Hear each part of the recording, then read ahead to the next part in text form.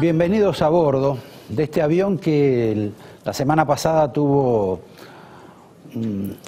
casi una repercusión escandalosa por la presencia del senador Miguel Pichetto, que hizo algunos comentarios que yo se los voy a pasar a ustedes de vuelta y después vamos a hacer algún tipo de observación sobre lo que él dijo, más allá de si estamos o no a favor de lo que él habló sobre el tema de los inmigrantes en la Argentina. Le voy a pedir al director que no solo me pase algo de lo que dijo Pichetto, sino las repercusiones, algunas violentas, que logró Pichetto de la televisión y los medios de comunicación de la Argentina. Las principales villas de la Argentina están tomadas por peruanos. Y por argentinos, cómplices de peruanos, porque no quiero tampoco discriminar. Lo que digo es que ellos resuelven el problema desde el punto de vista de sus realidades. Y la Argentina incorpora toda esta resaca. Este hombre fue votado para una cosa completamente distinta, es decir, pensándose que su discurso es diferente. Había sido votado seguramente porque tenían confianza, que no sería alguien que puede discriminar de esa manera, resaca. No podemos creer que tengamos políticos llamados del Frente para la Victoria que sean capaces de decir lo que dijo Pichetto. Nadie dice que se rechace a alguien que quiera venir a trabajar en la Argentina. Lo que estoy sosteniendo es otra cosa, es otro debate. Por eso no me siento de ninguna manera sujeto a investigar por parte del INADI. Es realmente absurdo. Pichetto, renuncia a la banca si tenés pelota. No puede ser que seas tan hijo de mí. Así que un poco comentaba risueñamente que frente a todas estas cuestiones que se están diciendo, la verdad que ya parezco un político moderado, más allá de la fama o mala fama que me han creado. Muchos dicen que Córdoba fue regada por esta inmigración piamontesa que generó esta locura por el hacer en cada rincón, pero esto mismo pasa en todo el país, con distintas corrientes inmigratorias que tuvimos después de la Segunda Guerra. Evidentemente lo que despertó Pichetto, más allá de las opiniones a favor o en contra, es una suerte de célula dormida que está en la sociedad argentina con relación al problema de la inmigración.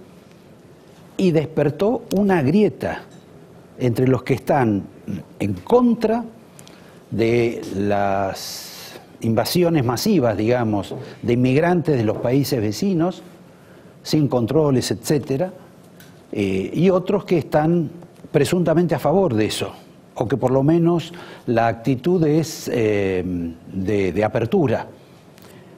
Lo cierto, entonces, repito, es que en la Argentina, a partir de esta declaración de Pichetto, que vamos a discutir luego con uno de los invitados, generó un debate. Es el debate sobre el fenómeno de la política poblacional en la Argentina, cuestión que no figura en la agenda de nadie y que por lo visto, por lo que declaró Pichetto, por el escándalo, es algo de lo cual casi nadie quiere hablar, porque nadie quiere destapar esa olla que tiene cuestiones favorables y cuestiones, digamos, no agradables para la vida en la Argentina, como ocurre en Francia, como ocurre en Suecia. Suecia era el país más abierto a la gente que buscaba refugio en ese país. Dejó de serlo. Transformaron un país que era aperturista, que no controlaba nada, a un país que empieza a controlar casi todo. Estamos hablando de Suecia. Después hablamos de esto, pasemos a una novedad. El señor Angelici, presidente de Boca, íntimo amigo de Macri, un asesor directo de Macri, un operador de la justicia argentina, antes con el gobierno de Cristina a favor de Macri y en el gobierno de Macri también a favor de Macri, salió del closet. Salió a contestarle a alguien que lo tenía encerrado en el armario, que era la señora Elisa Carrió. Y le dijo la mayor ofensa que se le puede ocurrir al señor Angelici como presidente de Boca. Carrió es de River.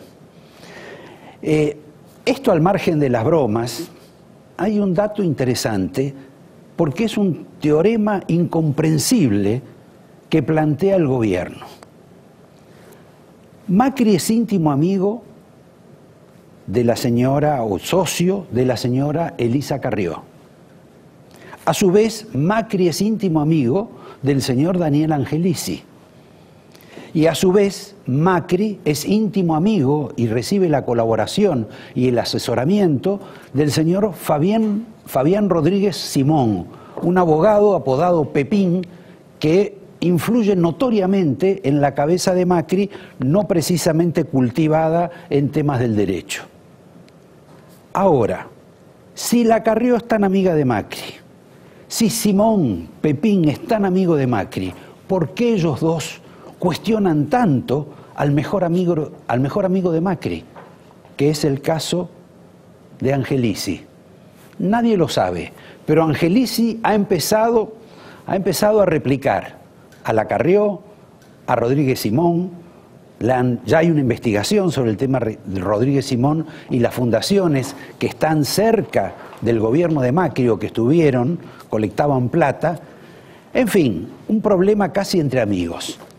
De los que no son amigos y de los que traen mala suerte o cierta yeta, hay que incluirlo acá al señor Daniel Scioli, quien después de la elección, dando vueltas, esperando si Cristina le contestaba o no le contestaba el teléfono, se mandó a hacer una suerte de documental sobre su historia personal, cuestión que lo halaga mucho verse en el cine y en el documental como gran triunfador en la motonáutica y en esos esfuerzos personales tan importantes que ha tenido en la vida, a partir también del accidente que tuvo. Pero ese documental, que iba a ser su relanzamiento de campaña, una especie de relanzamiento electoral, trae mala suerte para Scioli. Primero, en la semana que lo iba a presentar, decidió que en el programa de Mirta Legrand pasaran una suerte de tráiler que duraba demasiado y que nadie sabe exactamente si ellos exigieron que pasara todo el tráiler o la señora Legrand se molestó porque pasaron todo el tráiler. Me parece que ahí tenía más razón la producción de la señora Legrand que el señor Scioli. Pero luego el señor Scioli en el programa tuvo una inesperada confrontación con alguien que era el padre de un chico que tuvo la desgracia o no sé cómo calificarlo, bueno, había matado a un pistolero que trató de asaltar a los padres, y este hombre en la mesa de Mirta Legrand lo cuestionó duramente a Scioli. Para Scioli fue un golpe, aparte de golpe bajo, un golpe certero, lo demolió. Pasó el tiempo, se contuvo, esperó, decidió volver a sacar de la galera ese documental que le debe haber costado unos pesos, para volver a relanzar su campaña con vistas a las elecciones del año próximo. Pero ¿qué ocurrió? Otra vez el documental de la mala suerte, cuando está por salir, aparecen historias con el jefe de gabinete de Macri, el señor Pérez, que firmó algunos papeles inconvenientes, y por último, y no menos, refrescan una vieja denuncia sobre Scioli con relación a un título que obtuvo, que lo obtuvo un poco apresuradamente, para presentarse en la campaña electoral que perdió. Yo diría que Scioli mejor ese documental lo guarde, lo ponga en la biblioteca y lo tenga allí un tiempo. Voy a referirme ahora a una cuestión de la señora Cristina de Kirchner, de quien dicen está mal asesorada jurídicamente, lo repiten muchos periodistas, muchos programas de televisión, sostienen que su defensa en estas cuestiones de OTESUR, en la asociación ilícita y en las no asociaciones ilícitas, tiene, digamos, para muchos opinantes, una defensa realmente mala, con pocos argumentos, poco fundamento. Y como ustedes saben, el abogado que la defiende a la señora Cristina es Carlos Beraldi, un hombre con mucha tradición en el foro judicial. Ahora, lo curioso es que esta gente que habla de lo mal defendida que está Cristina de Kirchner, seguramente impulsada por algún juez que tiene la causa o por algún fiscal, simultáneamente dicen que el mejor jurista argentino es el señor León Aslanian. Y se olvidan de recordar que el señor Aslanian y el señor Veraldi, hasta hace poco tiempo, eran socios. Y el estudio era el que tenía el reconocimiento sobre la calidad, digamos, judicial de ellos dos, o la calidad jurídica más precisamente. Por lo tanto, se tendrían que poner de acuerdo sobre si hay una excelencia jurídica, tanto en Veraldi como en Aslanian, y después no se aplica esta en la defensa de Cristina. Les voy a dar una novedad. Parece que no va a haber aumento de nafta. Logró, en apariencia, Federico Sturzenegger convencerlo a Mauricio Macri que haga una modificación en la política actual que estaba llevando en materia de petróleo. Por lo tanto, a partir de los próximos días, se va a habilitar que rijan en la Argentina para el petróleo los precios internacionales. Eso, en lugar de producir un aumento de la nafta, posiblemente produzca una reducción del precio de la nafta en los surtidores. El tema del gasoil no sé si va a ser igual, etcétera. Para el gobierno, que no suba la nafta 7-8%, creen que puede tener un impacto en algo que no consigue dominar, que es la inflación. Lo que no sé si fue evaluado exactamente es el impacto que va a tener esta decisión sobre las provincias petroleras y sobre la actividad de algunas empresas no demasiado importantes en materia del negocio de la energía y también en las empresas de servicio, con lo cual podemos tener algunos acontecimientos sociales dificilísimos. Les quiero recordar que esto de vivir libremente con el mismo precio para las naftas o para el petróleo que todo el mundo, en realidad es parte de una distorsión que la Argentina padeció durante todo el gobierno de Cristina. Porque durante la época de Cristina, los productores de nafta, como el precio internacional era muy alto, lo cobraban más barato. Con lo cual se calcula que entre 50 y 60 mil millones de dólares fueron aportados en esta situación. Ahora se invierte esto y lo que parecía una compensación que se le estaba dando a las empresas petroleras, ahora se lo quitan. La compensación es por 2 años, lo que rigió antes era por 12. En fin, es parte del tema. El otro tema que hay, y que lo vamos a hacer un poco más rápido, es el tema de lo que ocurrió en el Congreso. En el Congreso los legisladores, se impusieron el aumento que corresponde como si fueran agremiados, pero no pudieron darse un adicional.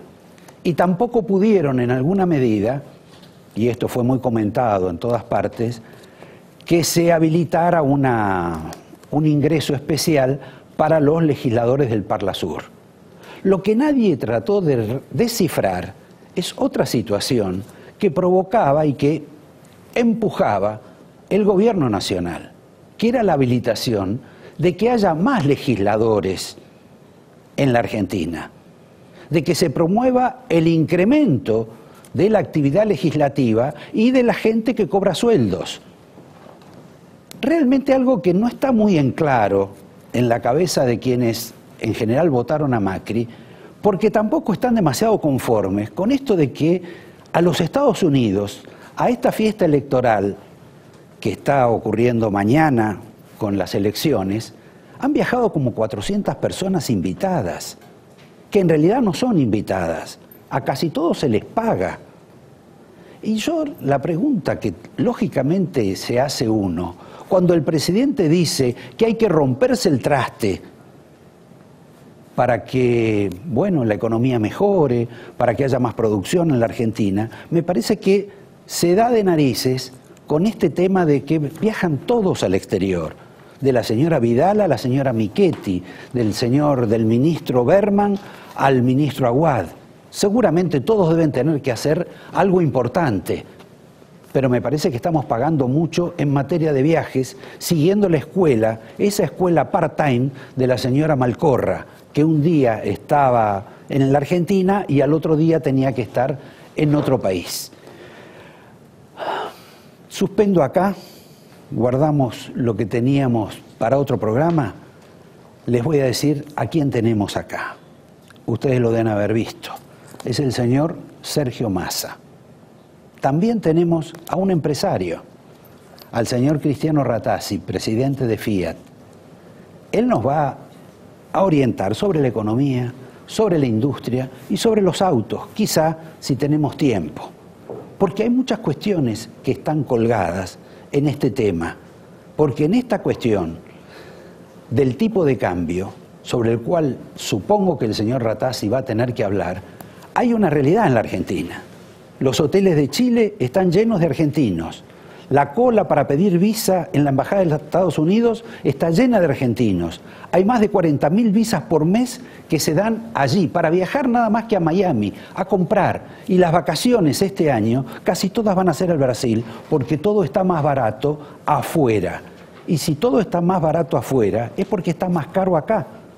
No estoy haciendo campaña por una devaluación, estoy señalando algo, una película, una historia que ya la vimos. Empezamos con Sergio Massa y les recuerdo que para el final nos queda otra persona, otro invitado, otro amigo, un intelectual, Abel Pose. Pero primero voy a saludarlo a Massa. Estimado, ¿cómo le va? ¿Cómo está? ¿Bien? Muy bien. Me alegro.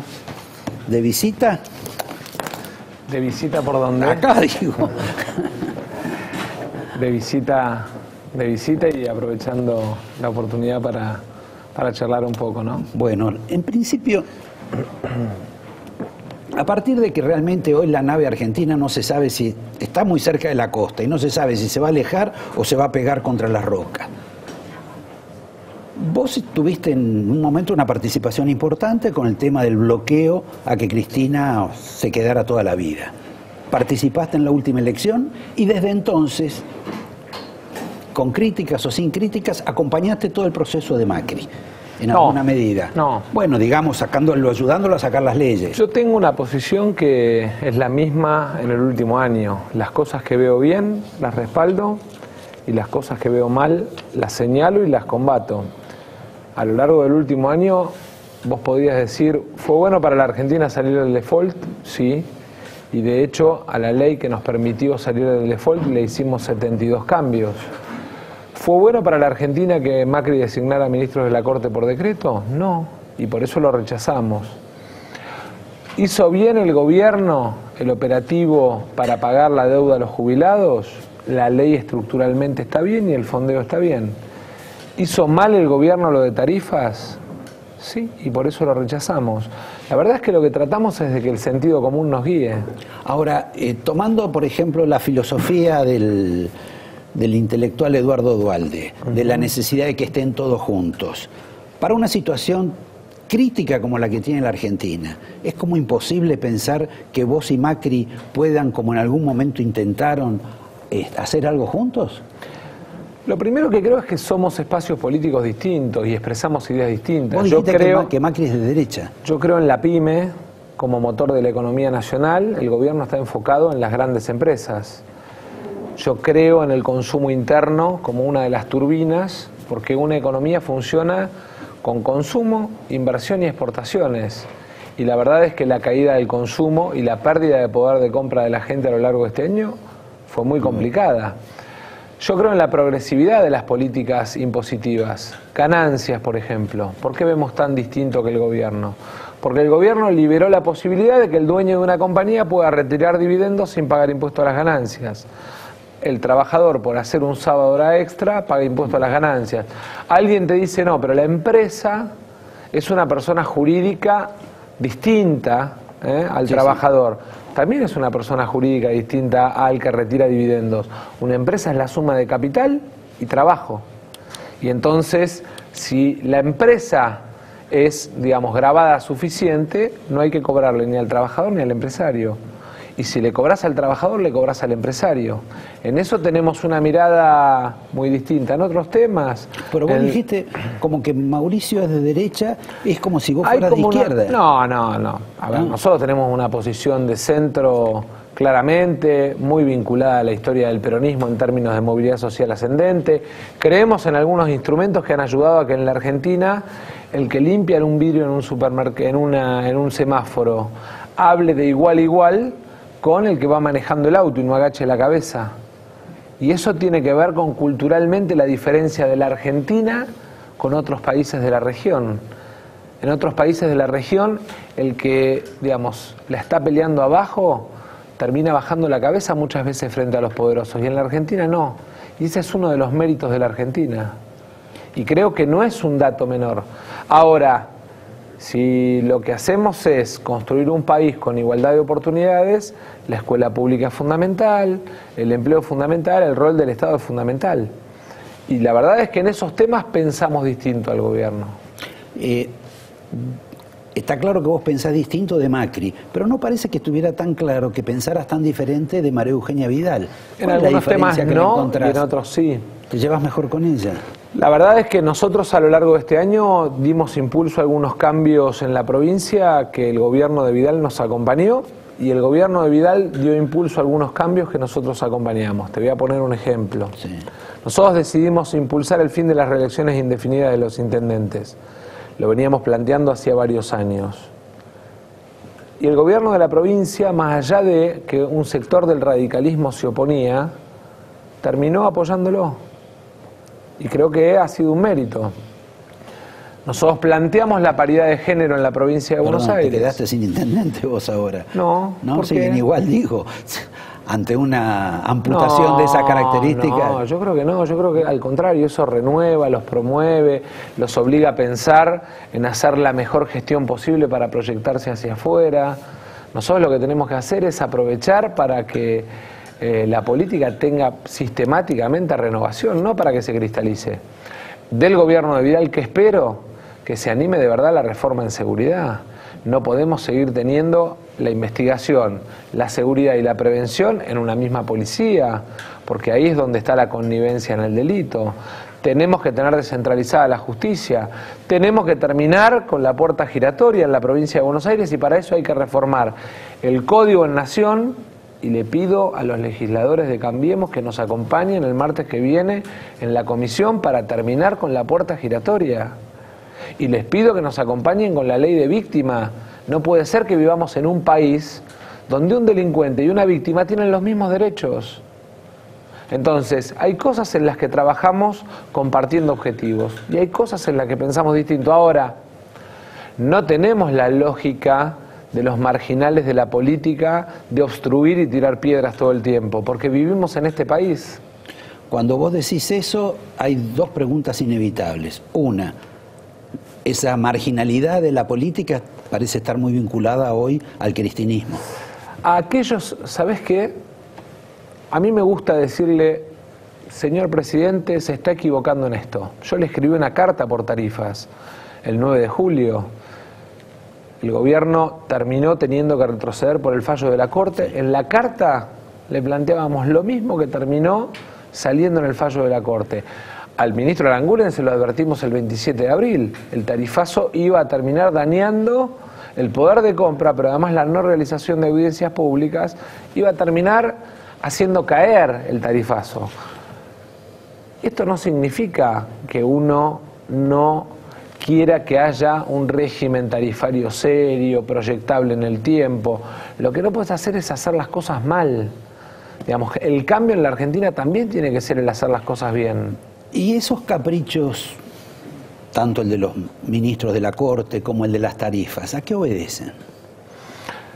Creo que es el costo de aprendizaje. Creo que evidentemente hay un costo de aprendizaje después de 10 años de un gobierno de un signo político, de un gobierno que, digamos, terminó siendo 3 gobiernos, el de la ciudad, el de la provincia y el nacional. Y además me parece que hay una mirada demasiado facilista respecto de la idea de que el Estado es una empresa. El Estado no es una empresa, porque los seres humanos que viven en la Argentina no son un número que da o no da utilidades. ¿Vos crees que ese es el pensamiento de Macri? De gran parte del gobierno, sin duda. Pero acá el que gobierna es Macri. El problema de fondo es que, digamos, el presidente termina tomando decisiones de rumbo, macro, pero después el día a día se construye sobre la base de la gestión que hace cada funcionario. Te voy a poner un ejemplo muy claro. El gobierno le pide inversión a las empresas y la tasa de interés le dice a los empresarios no inviertan, especulen. El mensaje es contradictorio. El gobierno pide competitividad y tiene la presión tributaria más alta de la región. El gobierno pide competitividad, pero en lugar de proyectar largo plazo en las infraestructuras, toma deuda para financiar gasto corriente. No les habla del país a 10 años a los empresarios. Alguien que invierte toma una decisión económica a 10 años y espera que el Estado defina el mismo rumbo. ¿Cuál es la matriz energética de la Argentina hoy?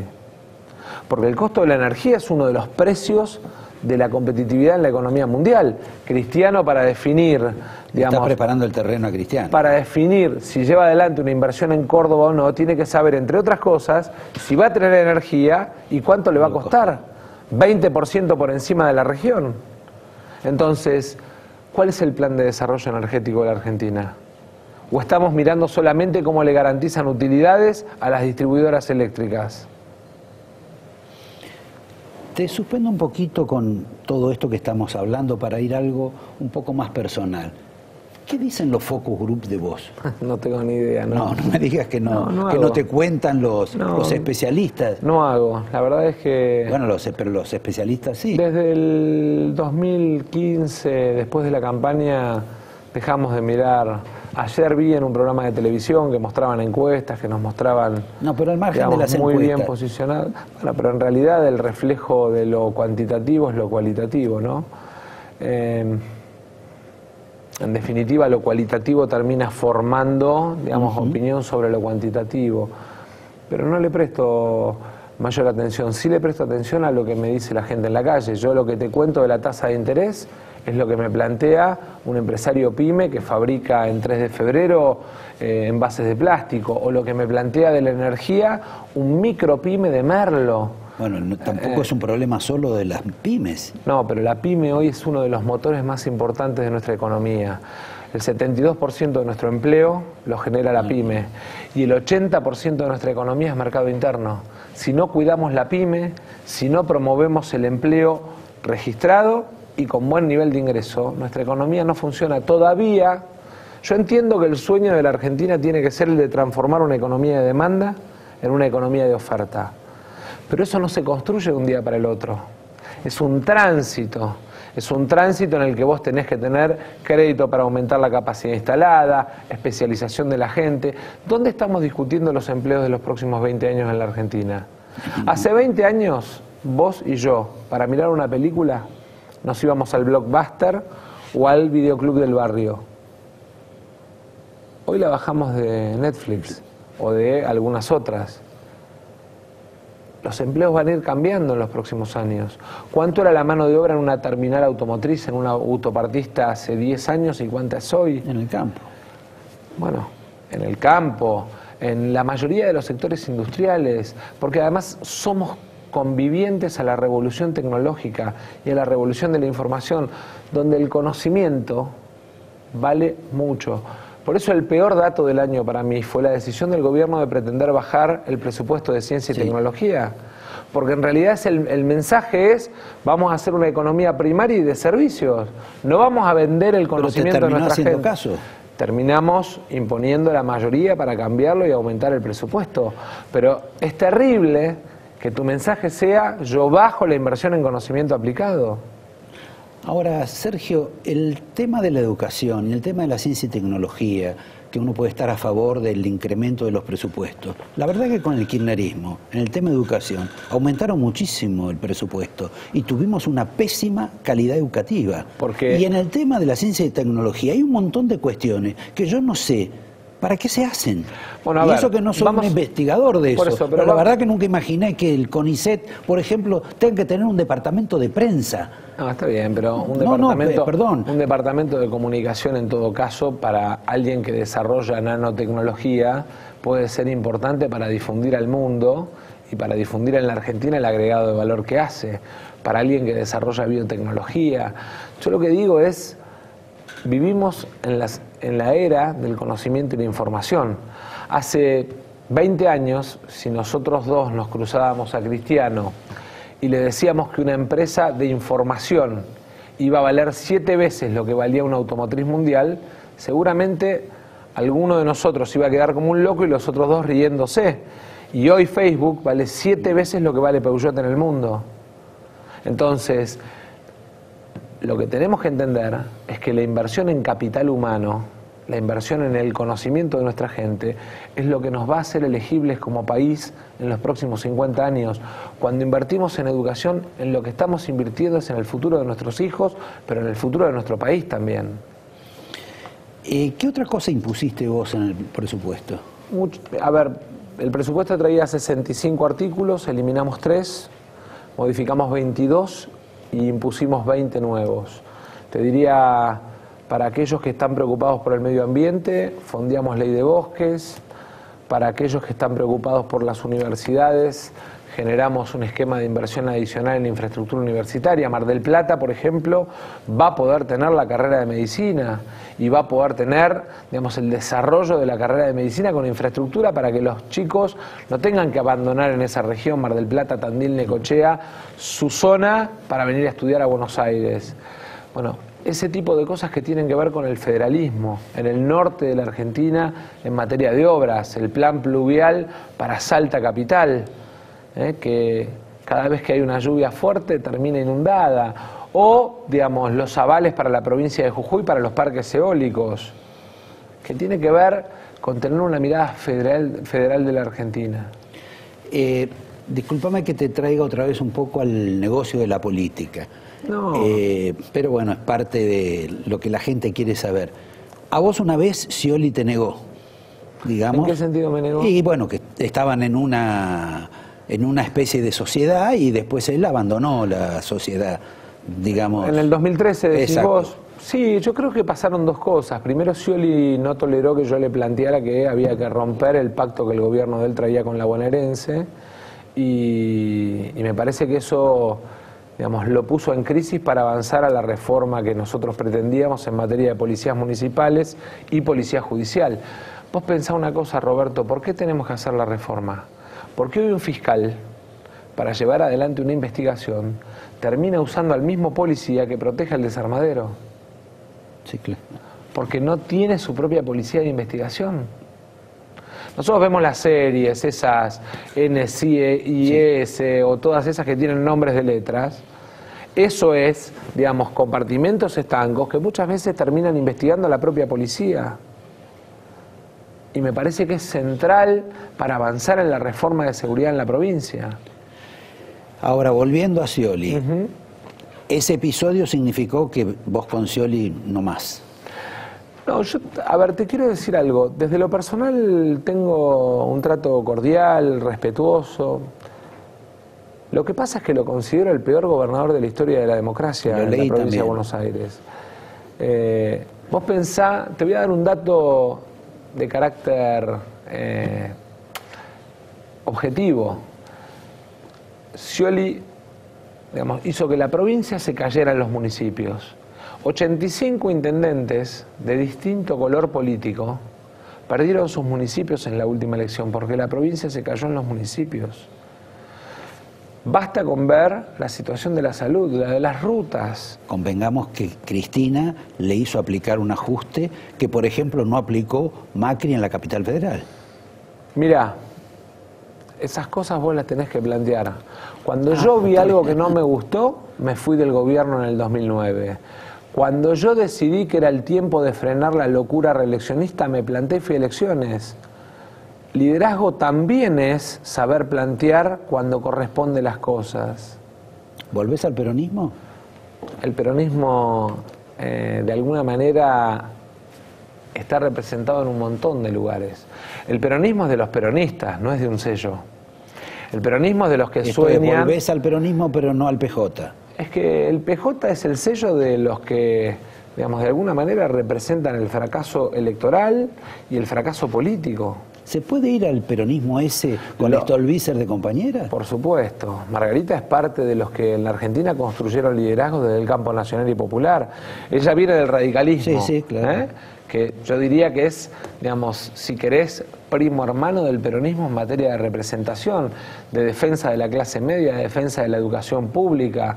El problema es entender que una cosa es abrazarse a los peronistas con prestigio y otra cosa es cargar en la mochila a los peronistas con prontuario. Y me parece que es muy importante separar una cosa de la otra. Hablando de eso de peronistas y ya final, y antes de Dante el Angelito, ¿Roberto Labaña puede ser tu candidato en la capital federal?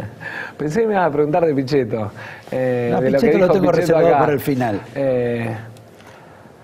Roberto es el presidente de nuestra escuela de gobierno. En este momento está llevando adelante la capacitación de 420 cuadros de todo el país. Y lo hace en todo el país, te diría que con mucha dedicación. Él prepara lo que nosotros pretendemos sean los futuros gobernantes del mañana, no importa si es de carácter municipal, provincial o nacional. Tiene una tarea titánica. ¿Una escuela de gobierno? Sí, sí. Él lidera la escuela de gobierno a nivel nacional y en la provincia de Buenos Aires, a partir del 1 de diciembre, vamos a ponerla en marcha especializada en el tema provincia de Buenos Aires y la va a liderar Jorge Sardini. Pero en la capital, ¿puede ser tu candidato?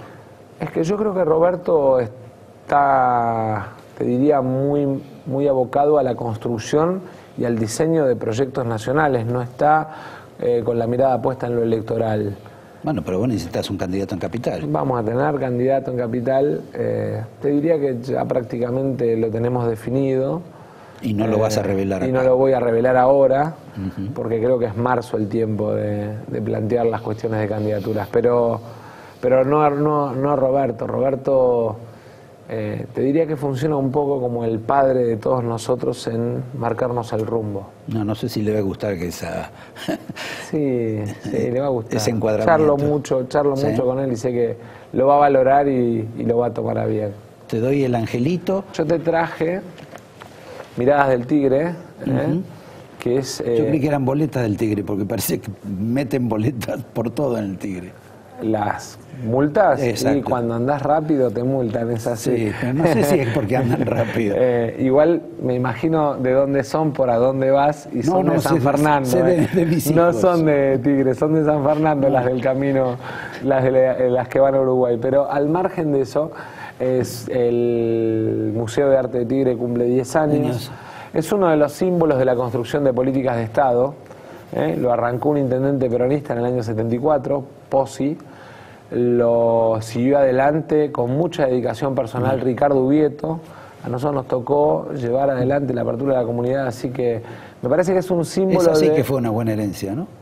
La de Ubieto. No, sin duda fue un gran intendente, te diría uno de los mejores de la Argentina. Qué curioso, ¿no? Que en general los gobernantes cuando asumen suelen hablar mal del anterior, y en este caso vos has tenido como... A mí me tocó hacer campaña en el 2013 enfrentando al gobierno y planteando cuáles eran las cosas que valoraba del gobierno. A mí me tocó hacer campaña contra el vecinalismo en Tigre y señalándole a la sociedad cuáles eran las cosas que valoraba del vecinalismo. Porque la buena política no es la que reconoce en el otro un enemigo, sino la que reconoce un adversario con el que compite desde las ideas y desde los proyectos.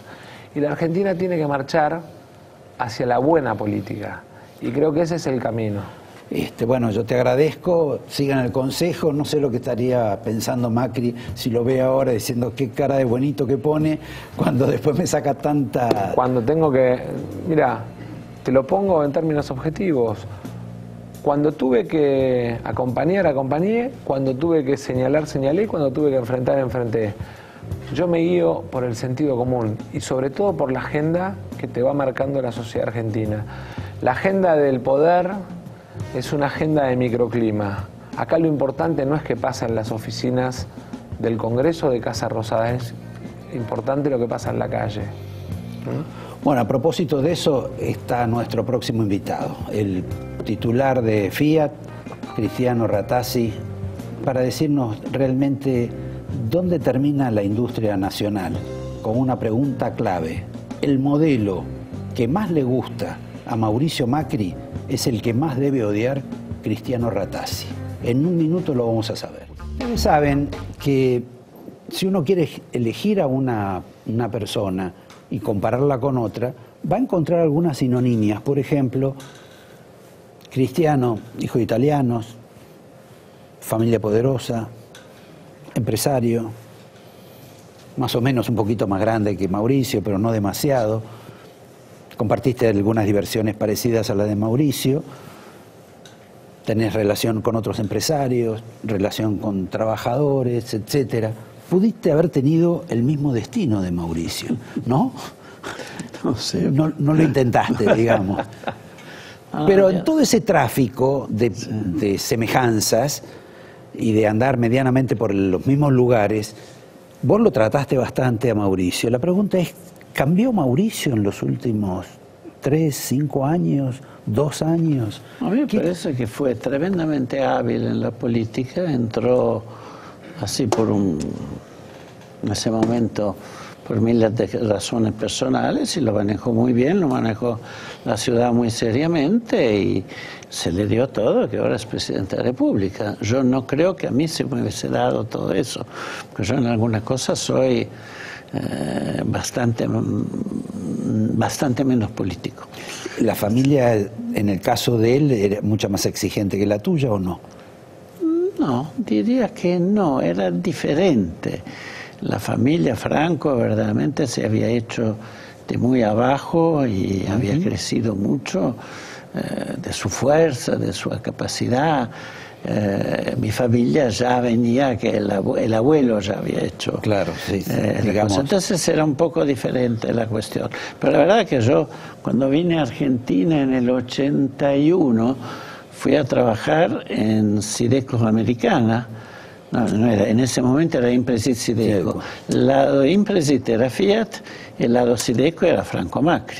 Yo estaba sentado en la oficina al lado de Franco Macri, era un poco el representante de Impresit y él el representante de Sideco, y estuve un año con Franco Macri hasta que se ve el Sideco totalmente y yo pasé a Impregilo. Ahí es cuando empieza en realidad Mauricio a tener actividad empresaria, ¿no? Era todavía joven porque era el 82, pero claro, sí, después ahí empieza con sí, Sebel. pero más tarde, un poco más tarde. Era joven en el 82. Yo ya tenía mi edad. Sí, mejor no recordarlo. Decime, ¿vos te imaginabas que Mauricio iba a ser una persona que de pronto iba a hacerle planteo a los empresarios, a tratar de obligarlos casi como amenaza a que inviertan, como si eso en alguna medida tuviera algún tipo de facilidad, fuera posible? A ver, yo creo que se está sobreactuando esta cuestión que le hace planteo a los empresarios de invertir y todo eso. Me parece que se está sobreactuando. Yo creo que él tiene el problema que la Argentina tiene que abrirse. Y es difícil decir abriste y a la abertura crea más inversiones, diferentes panoramas, diferente futuro, diferente abertura y también diferente estructura de toda la industria argentina.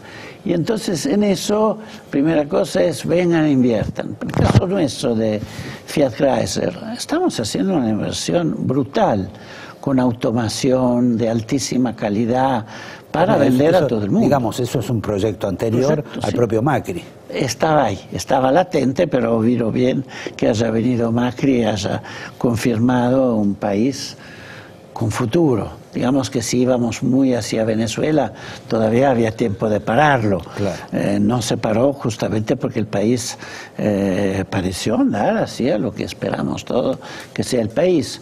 Y mi idea es, no quiero depender solamente de Brasil, quiero ir hacia México, hacia Europa, tener varios países que compren la producción que yo hago acá.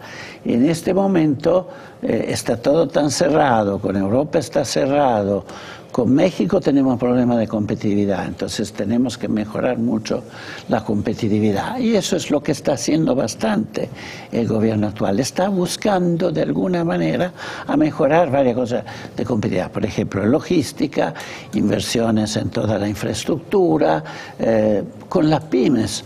le sacó ya el impuesto al débito y crédito, lo puso a cuenta de ganancia, le hace pagar el IVA con 90 días de atraso, es un enorme alivio. Es decir, con la PYME está haciendo cosas que por... Eso para el mundo autopartista. Sí, para el mundo autopartista sirve, y en general. Para nosotros, obviamente, el impuesto al débito y crédito es un débito, la verdad, es un impuesto absurdo. Es un impuesto que empuja a toda la economía a irse al negro en vez de estar en el blanco. Pero creo que es el cuarto impuesto, ¿no? ¿De qué? De recaudación. Y sí, bueno, ok. Digamos bien, no es tan fácil, de vuelta. Bueno, ¿qué problema tiene Mauricio? Que la situación fiscal del Estado es espantosa, pero no quiso hacer un reajuste rápido. Y hablemos un poco de reajuste. Siempre se reajusta. La vida de cada uno se reajusta en funciones de necesidades. En este caso no las tomaron en cuenta. Poco, pero porque efectivamente mantuvieron y no quisieron dar sensaciones de fuerte crisis. Yo soy más de decir, chicos, estamos en un país que está desquiciado, años y años sin hacer nada de serio. Entonces hay que empezar todos a saber que se tienen que empezar a hacer cosas serias. Pero la verdad que lo manejaron bastante bien. En nuestro sector el mercado se ha mantenido y hasta ha crecido un poco. 17.000 unidades más. Pero eso en relación con Brasil, por ejemplo. No, eso es relación al mercado interno. Es obvio que para la producción el desastre de Brasil es tremendo porque dependíamos solo de Brasil. Ese es un error para mí estratégico, que lo vengo diciendo desde hasta hace 10 años, pero qué bueno, tenemos Mercosur, que importa lo que hacen los otros, cuando le podemos exportar a México, que le exportamos 140.000 autos 10 años atrás, cuando en vez se pone que no somos más competitivos, será prohibido que México mande los autos acá. Entonces, esa es un poco la actitud. La actitud es ser competitivo y cuando nos va bien, bien, cuando nos va menos bien, ver qué lucha tenemos que hacer para ser competitivos y mantener competitividad. Y creo que de fondo hay eso, hay ayudas, hay tentativa de mejorar la cuestión impositiva. No podemos exportar impuestos. Si uno va a ver en un auto, se exporta tanto impuesto como en ningún lado del mundo. Porque, por ejemplo, ingreso bruto es uno de los impuestos más distorsivos que hay. Tanto por ciento de impuestos. Tanto así, más o menos. Entonces, eso es algo que hay que ir viendo. Es obvio que Argentina tiene una exportación fácil, que es la exportación de soja, maíz, trigo, carne. Muy bien, se tiene que hacer y potenciar. Petróleo, el día que se sale de este desastre que armaron, va a ser un potencial. Toda la industria tiene que estar y tiene un rol importante, pero una industria competitiva, eficiente, abierta al mundo. Que bueno, pero ahora paremos un poquito ahí. Vos decís, con Cristina se iba a Venezuela y era una catástrofe. Sí. Ahora, esta administración parece que su modelo, por decirlo de algún modo, es Australia. Sí. En Australia, en 3 años, liquidaron a la industria automotriz. A ver, nadie puede pensar que por lo menos 2 o 3 grandes industrias automotrices van a quedar en Argentina. Porque ya hay una infraestructura, una solidez de la industria automotriz que va a quedar. Independiente, Australia no había creado una infraestructura.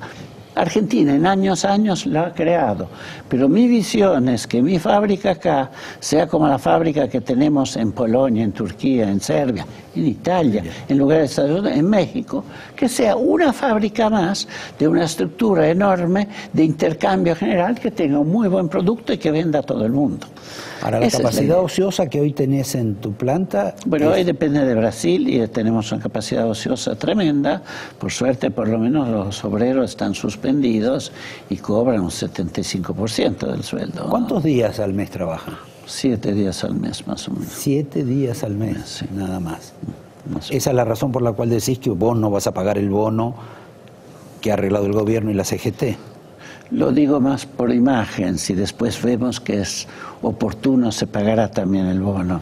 Bueno, acá pero lo digo por imagen, pero no, lo digo por imagen, dice. Hay dos cosas que traté de decir y es por imagen. Uno, las compañías que no tienen capacidad de pagar el bono, hay compañías que no tienen la capacidad porque no tienen la rentabilidad, no tienen la situación para pagarlo. Entonces no forcemos a pagar un bono a quien no tiene ninguna posibilidad de pagarle. Segunda cosa que dije, y la reitero siempre, día que no se trabaja es día que no se paga. Entonces es todo el derecho del mundo de hacer huelga. Es un derecho total, permitido, reconocido por todos. Pero ese día no se puede pagar. Y peor en el sector público que en el privado, porque yo puedo como absorberlo o decir, lo pago igual, pero el sector público está con la plata, usando la plata nuestra. No puede pagarle a alguien un día no trabajado. Entonces, ese tipo de cosas me parece que tienen que quedar bien claro en la relación entre nosotros, los sindicatos, la fuerza de trabajo. Es una cosa muy importante. Y nosotros tenemos muy buenas relaciones, ayudamos, nos llevamos muy bien. Pero hay algunos principios que se tienen que mantener.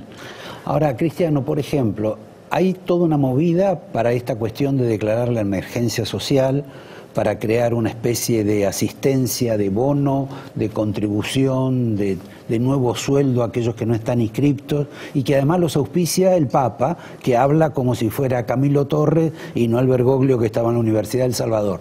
Pero esa es parte de otra película.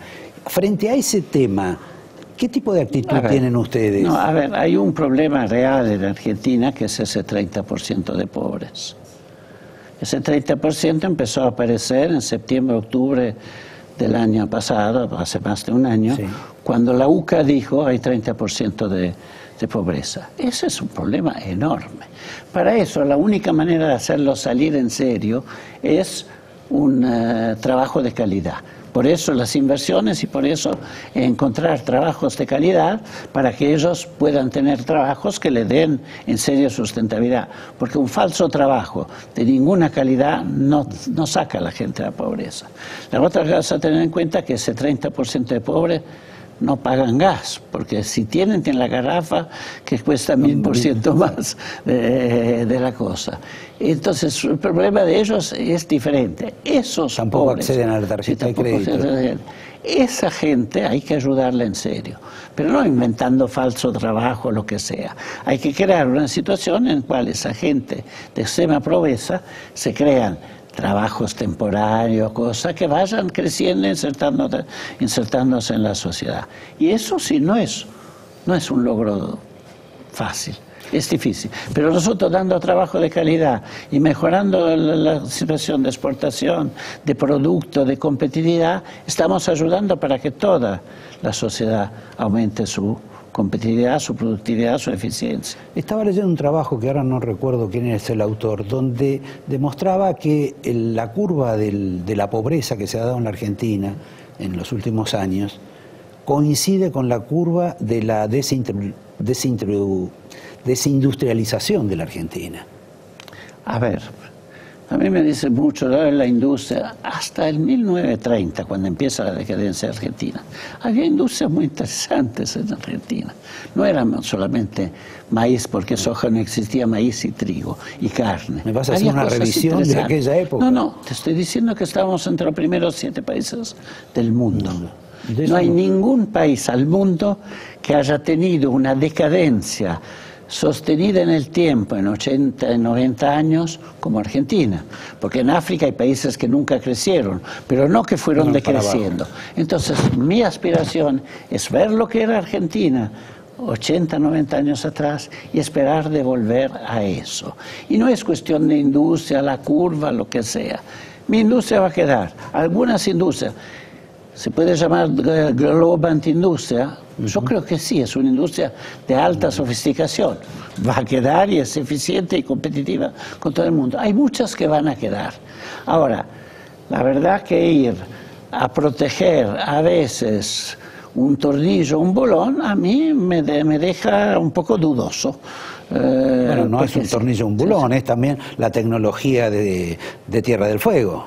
Bueno, eso no, ok. Estoy haciendo tornillo bulón porque es mi sector. No quiero entrar en Tierra de Fuego porque es una discusión muy grande. Mucho subsidio. Sí, sí, mucho. El costo para el país puede ser que sería mejor para ayudar a los pobres. Pero los pobres en serio, el 30%. Pero quiero decir, no quiero entrar en eso. Pero en mi industria, cuando a mí me dicen hay que proteger este tornillo, este bulón, yo digo, pará, hay cosas más importantes para proteger, no un tornillo y un bulón. Hay, sí, sectores que ayudan, necesitan ayuda. Nosotros para los autopartistas, y se hizo una ley de autopartistas muy buena, muy interesante, que tiene incentivos para que todos aumenten los autopartismo local. Eso es lo que estamos haciendo, lo que tenemos que hacer nosotros, lo que tenemos que incorporar. Toda la serie de autopartistas, el proyecto es muy interesante en ese sentido de cómo incorpora más autopartistas locales a la producción de un nuevo auto, y ellos tienen que producir con la misma eficiencia, con la misma costo, con la misma productividad que el resto del mundo. No es que podemos tener un sector que dice sale 30-40% más caro y es de calidad inferior, no importa, lo mantenemos. Para. No me hablaste hasta ahora del tipo de cambio.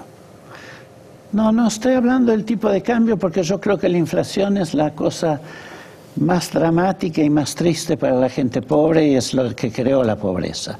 Creo que para la gente de menores recursos la inflación es muy dura. Y en esta lucha que ahora me parece bien librada contra la inflación, es muy difícil mandar el cambio hasta arriba. Necesitarías hacer cosas muy complejas para que el cambio suba.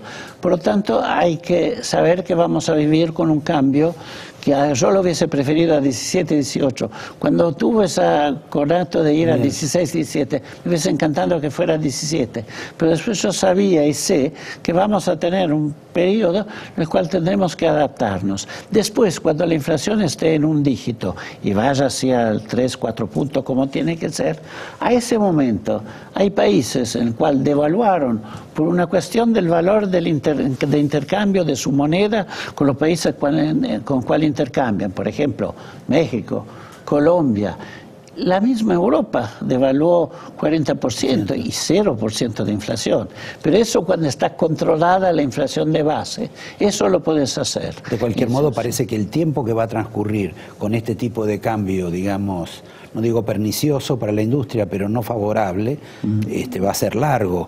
Y eso cuando tenés que ajustar en una empresa, ajustás por los empleados, con lo cual en alguna medida podés tener más desocupación. Lo que más me preocupa es las economías regionales. Esas están sufriendo mucho. Pero igual hay que hacer un ajuste también de eficiencia en todo, en la infraestructura, en la logística, que es todavía desastrosa. Pero una vez hecho eso, tenés para sacar muchos impuestos a la exportación. Eso hay que ver cómo sacar impuestos distorsivos que castigan la exportación. Obviamente, a mí la verdad que me sentiría más cómodo con un dólar de 17, 18. No el que va a ser comparando con todo el intercambio de 22. No me importa nada, pero 17, 18 yo me sentiría más tranquilo. Pero ok, veo que no es el dato en este momento. Nuestra fábrica va a seguir produciendo con más problemas, más difícil. Creo que yo por mí declararía, aquí hay una emergencia, no podemos hacernos lo rico, tenemos en este momento que salir a exportar e importar menos, porque la cara de la moneda, tenés un dólar atrasado, y entonces hay una presión de importación. Entonces encontrás maneras raras para que no entren las importaciones. Y terminás con todos que se van a Chile o a Miami a hacer compras. Y eso es lo que tenemos que evitar. Te voy a dar el angelito, como gran empresario argentino, vos no has traído nada a cambio. Muchas gracias. Para la gente que te ve. Es culpa de Berlengo, que no traje la próxima vez. Bueno, supongo que podés... Con un modelito de algo lindo, una Ferrari, una Maserati o un Fiat. Ahí está, o algo en lo que ellos son especialistas, porque ellos hacen plata con los planes de ahorro. Esa es la gran diferencia con todo el resto de la industria automotriz. Y además con algo, con un misterio que, si me lo puedes decir en una sola frase, ¿por qué la Argentina, toda la industria automotriz ahora se dedica a fabricar pickups? A ver, porque es un poco la idea que se creó, empezó la verdad Toyota, no, empezó la Ranger. No, pero en una línea, decímelo. El gobierno a un cierto momento vio que tenía que hacer pickups y la verdad que nuestra contestación fue no. Nosotros en este momento en Argentina vemos un producto que se puede hacer entre 100 y 150.000 autos por año y eso es lo que vamos a hacer ahora en Córdoba, más que una pickup que no tendría esa cantidad de autos para producir. Ahora, entre tiempo, salimos con una pickup que la verdad que es formidable, hasta diría inesperado para mí, pero obviamente algunos técnicos sí, que es la nueva Toro, que la verdad que está creando un problema enorme. Pero por cuestión estratégica de largo plazo, esa pickup viene de Goiânia, de Pernambuco, entonces no está ahí. Pero, pero tampoco tenemos que hacer todo pickup. No. Vamos a hacer cada uno lo que se siente cómodo. Yo me siento cómodo en una auto mediana para todo el mundo, hecha acá, de alta calidad y en más cantidades de lo que yo podría hacer de pickup.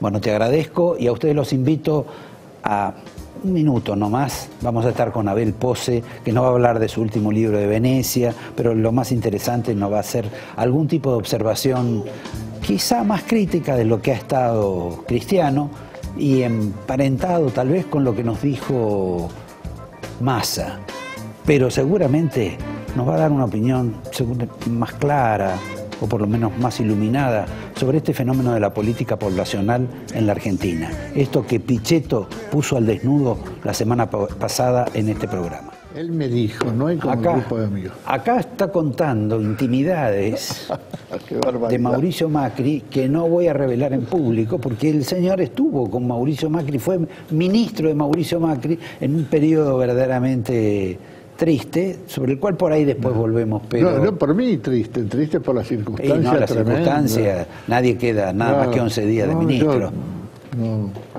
Y además te fuiste bien con él. Muy bien, sí. De cualquier modo, seguramente no te ves. A veces me ve, me invitó a comer un locro, por ejemplo. Ah, mira qué bien. ¿Para un día patrio? Sí. Ah. No, pero tengo buena relación. Al margen de eso, vos te enteraste que esta semana tuvimos una de escándalo con unas declaraciones que hizo Pichetto con relación al tema de la inmigración y la política poblacional en la Argentina. Yo quisiera que pasáramos algo de él, porque en alguna medida fue también tergiversado, pero le pido al director que me pase algo porque hay también una mención a algún personaje europeo que le debe haber interesado en su momento a Abel, y de paso nos sirve para hablar y encontrar el punto justo sobre esto de Pichetto. ¿Cuánta miseria puede aguantar Francia recibiendo migrantes pobres? Esta es una pregunta que yo reflexiono y me hago también en la Argentina. El otro día estaba hablando con un médico, un tema interesante, complejo porque uno corre el riesgo siempre de que le pongan la etiqueta. La etiqueta, y acá, digamos, hay un pensamiento, yo creo que uno de los problemas de Argentina es la cultura igualitaria, digamos. Y fundamentalmente un pensamiento que en los medios de comunicación es políticamente correcto. Digamos, siempre funciona el esquema de esa manera.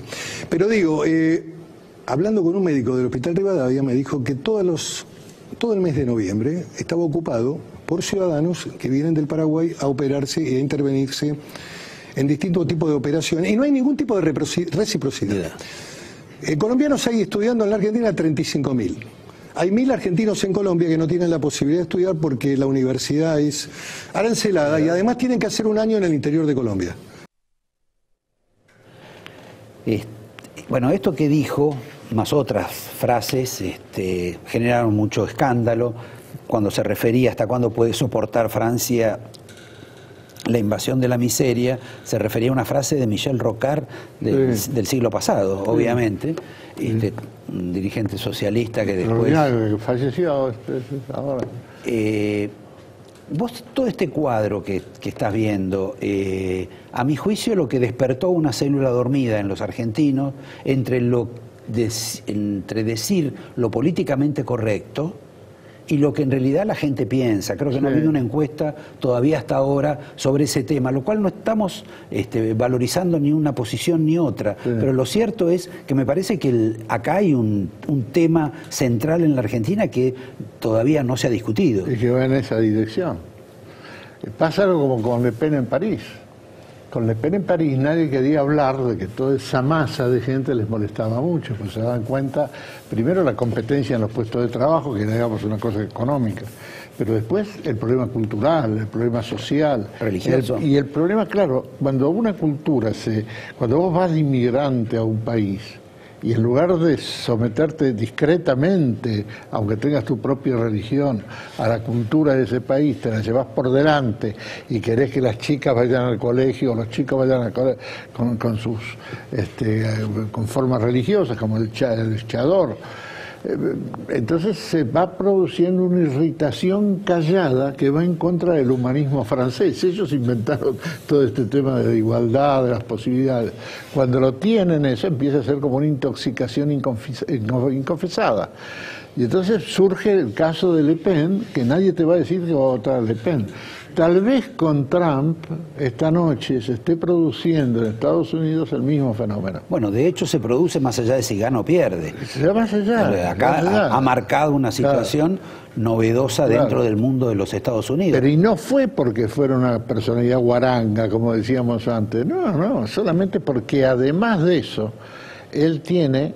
y la interpretación del resentimiento que va contramano con las ideas, digamos, del bien pensantes, ¿no? Las ideas de los bien pensantes. Y esas ideas de los bien pensantes siempre van a favor de la democracia, la tolerancia, hasta que llega el momento que se ven invadidos por un principio de igualdad que no responde a la naturaleza del pueblo. Bueno, mismo. eso pasa en Europa, claro que en forma pasa mucho... en Suecia, pasa en Alemania, 5 millones de turcos. Ahora, los turcos tienen una cultura importante y respetaron mucho a los alemanes y los alemanes a los turcos. Ahí no se produjo el conflicto. Pero en el caso de los franceses, el elemento islámico empezó a ser la vía de un resentimiento que venía por cuestiones sociales, que iba desde la piel hasta la educación o la marginalidad. Ahora, acá no hay un tema, digamos, de desprecio ni de odio, pero digamos, las comunidades que han ingresado a la Argentina en busca de un mejor destino, etcétera, algunas, supongo que en su mayoría todos trabajadores, sean bolivianos, paraguayos, peruanos, no han generado una situación, pero sí, evidentemente, en una gran parte de la sociedad argentina, sea por el fracaso económico que atraviesa la Argentina, por las dificultades que tienen los propios nativos de acá, me parece que hay como una responsabilidad que le adosan o le achacan a presuntos invasores. Sí, y también la cobardía de los políticos, Roberto, porque Buenos Aires no merece tener 11 villas enormes. En algunas de ellas no entró todavía la policía en la guerra contra el narcotráfico, como la 11-14. Está situado perfectamente donde es todo ese grupo de gángsteres, con niños, digamos, drogados a su servicio. Quiere decir que además de esto, lo nuestro se complica por una cobardía que fue, bueno, vos viste lo que era la Villa 31, cuando yo estuve en este gobierno de la ciudad de Buenos Aires, habían hecho un censo, me lo contó una persona que es una de las mejores figuras del macrismo hoy. Se había hecho un censo en las villas y bueno, los argentinos eran una minoría, casi de 18.000 personas, 20.000 personas. Todo eso se solucionaba. Se podía solucionar sin que Buenos Aires pierda el centro en una especie de mamarracho que va a ser una especie de favela fabricada por la cobardía de los políticos. Porque se podía trasladar a la gente, se podía haber hecho una política profunda, pero no se hizo nada, se dejó en la vía libre. Ahora, en ese plano es curioso o no curioso la coincidencia de todos los partidos políticos, sea el peronismo, el kirchnerismo, el cristinismo, macrimismo, porque en última instancia... Sí, pero no hay coraje en ningún lado. El problema no es la política, sino el coraje para hacerlo.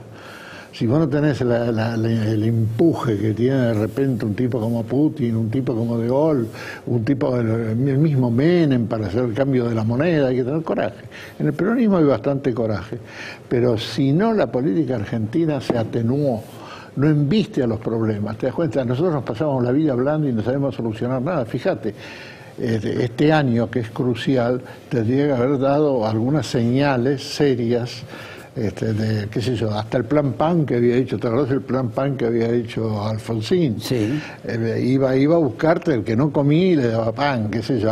Acá hay que hacer una cosa más fuerte. La caja PAN. ¿Sabes qué pasa? La Argentina no está destruida ni por la política ni por la economía, que es lo único que hablan los políticos todo el día. La Argentina recibió una puñalada mucho más profunda, que está en la educación.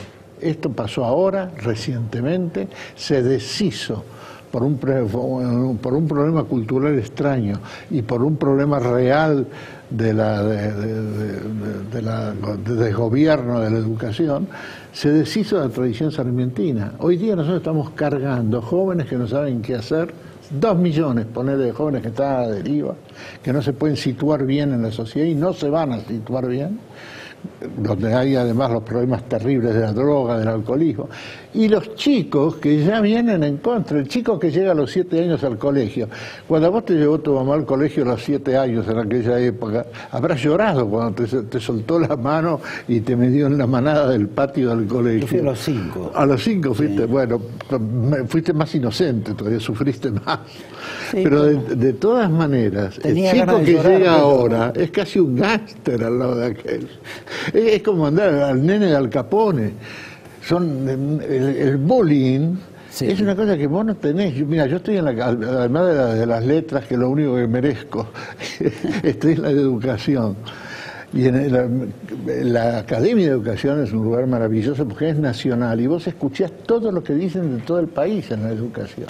Y la caída es gravísima. La otra caída argentina, la otra gran puñalada que está más allá de lo económico y lo político, es la tradición del trabajo que dejaron los inmigrantes. Decirle, el abuelo decía en la mesa que hay que trabajar, a veces era analfabeto y daba la lección más importante de nuestra ética nacional. Pagar la deuda, trabajar, el que trabaja va adelante, todas las frases de la inmigración. Son 10 frases. Esas 10 frases... Ahora, eso también está implícito en la inmigración que viene a la Argentina. Sí, sí, porque sí. hay comunidades que son mucho más trabajadoras. La boliviana. Nosotros comemos lechuga porque están los bolivianos. Te voy a pedir pasar un pequeño corte y a contarles a ustedes que vamos a salir breve de este momento con una pregunta diplomática. Ah, caramba. Porque el señor Macri dijo que votaba por Hillary Clinton, lo cual no sé si no fue una imprudencia, pero me lo contestás en apenas un minuto, por favor. Teníamos la pregunta colgada. ¿Estuvo imprudente Mauricio al expedirse tan favorablemente por Hillary en términos diplomáticos, digamos? La pregunta es lo peor que le podés hacer a un diplomático. Yo te voy a contestar diplomáticamente. Bueno, y después en verdad. Puede ser que Mauricio, del gentil que es, haya querido aliviar la definición pro Hillary que había hecho Malcorra antes. Ajá. ¿Entendés? Puede ser eso, pero en todo caso te digo, no contamos tanto en el mundo como para que, desgraciadamente, no contamos tanto en el mundo como para que los diarios se preocupen en el mundo de la opinión nuestra sobre esta elección. Pero el principio es que nunca se debe opinar sobre un país amigo en una elección. Ahora, eso es una, digamos, una pirueta del propio Macri o una tontería de la Cancillería que no tiene... No, la Cancillería no puede controlar eso, porque son palabras que se dicen, son declaraciones, no son comunicaciones. La Cancillería está diezmada en la gente que tiene capacidad para controlar. En la Cancillería siempre eran 900 funcionarios, incluidos los de comercio exterior, así muy poca gente. Siempre había 40 o 30 en Buenos Aires que eran los que llevaban todos los temas mundiales y el estilo. Pero de cualquier modo esa suerte de élite, por decirlo de algún modo, que ustedes se autoponen, la verdad no parece que no tiene ninguna eficacia sobre Macri. No sé por ahora, pero por ahora él tenía una preocupación inmediata, que era el allegarse al mundo, en caso de Davos y el caso de New York y Washington. Esto se puede explicar, pero realmente lo que se debe saber es que esta afectuosidad que viene, sobre todo que había que hacerlo de un país que estaba jugando al enemigo eterno, que había hecho la bestialidad de Mar del Plata, tenía que hacer un gesto y lo hizo. Pero ahora viene otra etapa, porque vos no podés calcular que las inversiones te van a venir por un saludo. Las inversiones vienen por un estadio de posibilidad de equilibrio de una zona, o porque está muy dañada y hay un factor geopolítico urgente, o porque está mejorando seriamente como para que vos vayas a hacer inversiones de expansión. Ahora, sí, casi todo el mundo reconoce que para facilitar una inversión, para promover una inversión, en términos generales, una empresa tarda aproximadamente 3 años. Claro. Y más allá de que vos estés surgido por eso, ¿cuál es el sentido de que las inversiones se produzcan pasado mañana como si fueran la única solución de tu vida? Porque estamos en la lona, porque hoy lo dijeron 2 personas aquí, estamos en un problema que el gobierno, el endeudamiento nacional es atroz, y entonces no podemos solventarlo. Sí. Y no podemos solventarlo, no sabemos cómo equilibrar la angustiosa situación de 30 millones de pobres, de los cuales 5 o 6 millones son indigentes. Entonces vos no podés llegar con lo que yo te dije al principio, la caja de pan, tenés que hacer una gran convocatoria nacional. Y el presidente tal vez se le ocurra una idea que es de la diplomacia en realidad. Cuando vos tenés como una venganza del calendario que te obliga a tener una elección de aquí a 10 meses, en agosto va a empezar prácticamente. Eso parece una trampa de la historia contra el presidente actual, ¿no? Contra la presidencia, porque lo más fácil es que tropiece, que tenga una dificultad de no poder ganar, que se tome como un examen, o que él lo quiera tomar como una confirmación así popular, de plebiscito. Cuando pasa eso, vos tenés que sustituir la elección, desconocerla, e ir a tu tarea y sustituir la coalición, la alianza con una coalición como hacían los italianos, como hicieron los alemanes. Pero eso es impensable ahora en Macri. Sí, no, porque una coalición nacional en base de políticas nacionales ya está. Fíjate que en la provincia de Buenos Aires hay una coalición de hecho en el trabajo que hace el Partido Renovador, el Partido Radical, los intendentes, para tolerar. Fíjate la CGT, acordate cómo fue la CGT con Alfonsín, y parece una niña gentil la CGT de Bueno, también lo que le dieron. A ver. Bueno, no, pero fue antes de dar ya, que la CGT tenía el sentido de apoyar con unidad esto, porque, mira, el obrero argentino es uno de los pocos obreros del mundo, en el mundo subdesarrollado, que salió de la guerra de clases y cree en el empresario, cree en la empresa y en ganar plata y ser un obrero bien pagado. Esto parece un milagro, pero en Argentina está así. Ellos son los que quieren hablar con los empresarios y que le den la paritaria y se conforman de acuerdo a una negociación que va parcial, de acuerdo a lo que gane o no la empresa donde esté. Yo cuando vi los que pusieron los pies en la plaza y el otro que dijo que si un juez la pone presa a Cristina lo van a matar, me parece que no sé si concuerda con lo que vos decís. Pero bueno, te doy el angelito, discúlpame la prisa, nos van a echar del programa. No hemos hablado mucho de Venecia, pero yo te traje regalo. Ahí está. Hay un regalo que ya te di, que tenés en tu casa, que es que es Vivir Venecia. Vivir Venecia es un viaje que te invita a vos a estar con Borges, con Manuccio, con mucha gente, con historias, con Andy Warhol. Alguna historia. Y este es otro libro que salió esta semana reeditado, que es sobre el origen de la Argentina en los años 10. Te vas a divertir mucho con las anécdotas de Roca y del personaje Bueno, yo les sugiero... Uno es para vos y el otro para el público. Que ustedes escriban, les voy a dar porque ya lo tengo. Y ahora me voy con Abel, que me va a seguir contando intimidades de Macri, que no les vamos a revelar a ustedes. O que por ahí en otro programa, cuando lo volvamos a invitar con más tiempo. Gracias, Abel, gracias a ustedes. Muchas gracias. Los veo el próximo lunes.